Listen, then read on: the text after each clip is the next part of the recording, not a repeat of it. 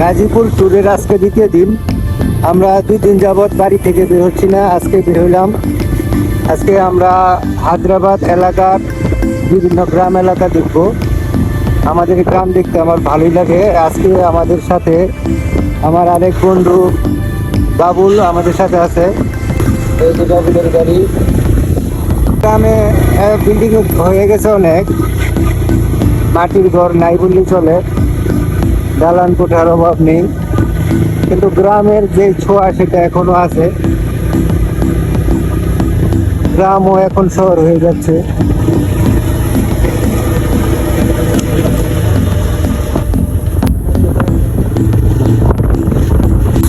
এই যে বাবুল চলে গেল সামনে, আমরা এখন পিছনে ছিলাম।